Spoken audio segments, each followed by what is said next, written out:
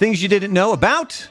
9 Inch Nails' Pretty Hate Machine. It was released October 20th, 1989. Did you guys know that this album basically bombed when it came out? No. It's not their best album. It really wasn't until Downward Spiral came out that 9 Inch Nails really started to hit big. Like, this album kind of just flew under the radar. And then it was after the fact where all of a sudden you started to get Down in It and Head Like a Hole played on radio stations because of the popularity of the later stuff. Now, the demos for the album were done late at night as Trent Reznor was working as a handyman and assistant engineer at Right Track Studio in Cleveland, Ohio.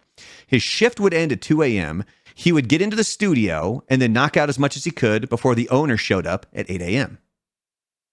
Yeah. You ever see like the footage of him in the 80s when he was in a new wave like techno band? Oh, yeah. Dude, you got to look that up. If anybody has not seen that, go. What was the name of that band? I always forget. I can't remember, but I just, it's a trip seeing him like standing there playing techno, like he's mashing the keyboard. Have you've seen that, right, wave Icky? techno? No, I'm looking at it right now. Great. Slam Bamboo.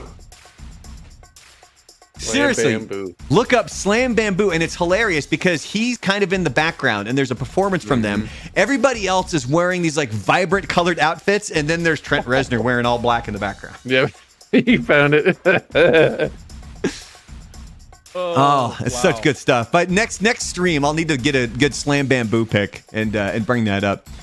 So every drum beat on Pretty Hate Machine is sampled from Reznor's record collection. They were supplied by bands such as Front 242 and Scritti Politti.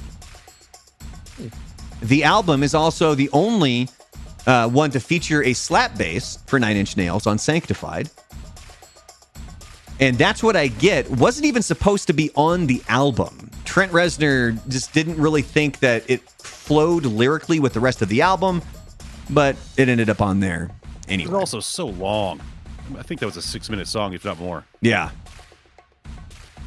Chuck Palahniuk, author of Fight Club, he says that he got a lot of inspiration for Fight Club from Pretty Hate Machine and Downward Spiral. And he admitted that he got into them well after the fact. Like, he didn't really get into 9 Inch Nails until mid to late 90s. And then he said that he did get a lot of inspiration from those two albums for Fight Club. And finally, Trent Reznor, he knows how to hold a grudge because the original promotion for the album from the record label was almost non-existent. So when it was re-released in 2010, and actually, let me sidetrack really quick here. That promotion for Pretty Hate Machine that he didn't agree with, which was kind of non-existent, was one of the reasons 9 Inch Nails actually went over to Interscope Records. And in 2010, in the reissue, Reznor included some very curt FUs to TVT, the label, and Steve Gottlieb, the label's founder.